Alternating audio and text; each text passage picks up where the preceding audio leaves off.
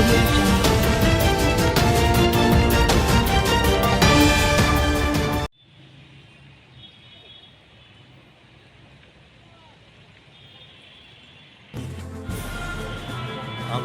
23শে জানুয়ারি নেতাজি সুভাষচন্দ্রের 129তম জন্মদিন।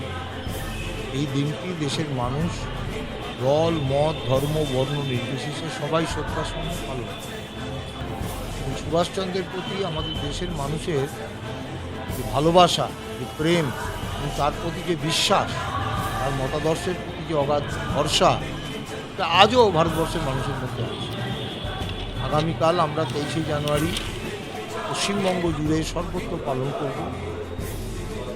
নেতাজি সুভাষচন্দ্রের জন্মদিনকে জাতীয় দিবস হিসেবে, জাতীয় ছুটির দিবস হিসেবে ঘোষণা করা দরকার এবং সেই ঘোষণা মতো আমাদের দেশের সরকারের উচিত দিল্লির লালকেল্লায় সুভাষচন্দ্রের মূর্তি স্থাপন করে সেখানে মাল্যদান এবং পতাকা উত্তোলন। এইটা আজও আমাদের দাবির মধ্যে আছে। এই লালকেল্লায় শ্রদ্ধান এবং পতাকা উত্তোলনের একটা রাষ্ট্রীয় কর্মসূচি রাখা উচিত। কারণ সুভাষচন্দ্র ভারতবর্ষের একমাত্র স্বাধীনতা সংগ্রামী বা নেতা, যিনি ইংরেজ সাম্রাজ্যবাদকে দেশ থেকে উৎখাত করে দেশে একটা স্বাধীন সার্বভৌমত্ব ভারতবর্ষ গড়ে তোলা এবং স্বাধীন সরকার প্রতিষ্ঠার স্বপ্ন দেখেছিলেন এবং তা কার্যকারী করার জন্য তিনি আজাদিন বাহিনী তৈরি করেছিলেন এবং তিনি পরাধীন ভারতবর্ষে একটা স্বাধীন সরকার করেছিলেন আজাদিন কবে। ইতিহাস পৃথিবীর কোনো দেশে মুক্তি সংগ্রামের ইতিহাসের থেকে কম বড়। ভারতীয়রা এক্ষেত্রে আমরা আমাদের কেন্দ্রের অতীতের সরকার, বর্তমানের যে সরকার, তারা সুভাষচন্দ্রের এই ইতিহাসকে গোপন করে চেপে রাখার চেষ্টা করছে। এতে দেশের সরকারি উদ্যোগ কালকে 23শে জানুয়ারি আমাদের দেশের সরকারগুলোর সেই রকম কোনো উদ্যোগ। কেন্দ্রের সরকার, রাজ্যের সরকার আছে, যেভাবে অন্যান্য নেতৃত্বের জন্মদিন মৃত্যুদিন তারা পালন করেন সরকারি তরফে, সেইভাবে সুভাষচন্দ্রের জন্মদিনে এখনও দেশে সর্বত্র সফলভাবে পালিত হয়। অত্যন্ত পরিতাপের বিষয়, লজ্জার কথা বলবো না, পরিতাপের। তার কারণ হচ্ছে সুভাষচন্দ্র সম্পর্কে এখনও আমাদের দেশের শাসক, রাজ্যে যে শাসক দলগুলো আছে তারা ভীত সন্ত্রস্ত। কারণ সুভাষচন্দ্র যদি বিষয়গুলো যদি মানুষ জেনে যায়, সুভাষচন্দ্রের মতাদর্শ যদি মানুষ জেনে যায়, সুভাষচন্দ্রের দেশপ্রেমে যদি মানুষ উদ্বুদ্ধ হয়, তাহলে কেন্দ্রে যে সরকার আছে সেই সরকারের একদিনও তারা টিকতে পারবে না, এটা তারা জানে।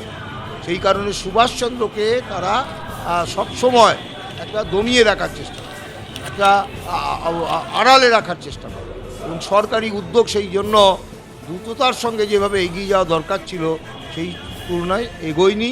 উল্টে সরকারি কোনো উদ্যোগ সারা দেশ জুড়ে, আমাদের রাজ্য জুড়ে সেই উদ্যোগ আমরা দেখি না 23শে জানুয়ারি।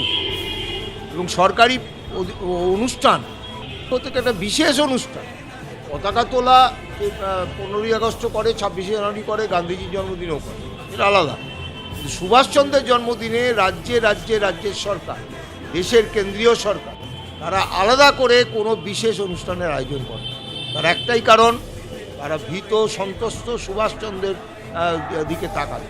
কারণ তাদের যে সাম্প্রদায়িক মনোভাব, বিচ্ছেদের মনোভাব, দেশভাগের মনোভাব মানুষের উন্নয়নের পথকে অবরুদ্ধ করে রেখেছে। সুভাষচন্দ্রের যে জাতীয় পরিকল্পনা তা তারা গ্রহণ করেন। কাল সারা রাজ্য জুড়ে নেতাজির 129তম জন্মদিবস ফরওয়ার্ড ব্লকের পক্ষ থেকে পালন করছি। রাজ্যের সব কটা জেলায় পালিত হবে। সেই সঙ্গে কেন্দ্রীয় নেতাজি জন্মজয়ন্তী কমিটির উদ্যোগে কলকাতায় কালকে সুবোধ মল্লিক স্কোয়ারে আমাদের মাল্যদান, শ্রদ্ধা জ্ঞাপন মিছিল, ধর্মতলা থেকে মিছিল বেরোবে, সেই মিছিল পৌঁছবে এছাড়া আমাদের ফরওয়ার্ড ব্লকের রাজ্য দপ্তরে সকালবেলা পতাকা উত্তোলন থেকে বিভিন্ন অনুষ্ঠানের ব্যবস্থা করা হয়েছে। সুভাষচন্দ্রের একটা পার্মানেন্ট এক্সিবিশন করা হয়েছে, অস্থায়ীভাবে একটা এক্সিবিশন আমরা একটা বইয়ের স্টল, এখানে সুভাষচন্দ্র সম্পর্কিত যাবতীয় বাংলা বই আপনি পাবেন, যাবতীয় বাংলা। সুভাষচন্দ্রের ন্যাশনাল প্ল্যানিংও এখানে, সুভাষচন্দ্রের জীবন সংগ্রাম এবং আগামী দিন ভারতবর্ষ কীভাবে লড়াই সংগ্রাম করবে সেই পথ তিনি দেখিয়ে গেছেন, সেটাও থাকবে। এই বইয়ের একটা স্টল করা হয়েছে, এটা চলবে একবারে সামনে সোমবার।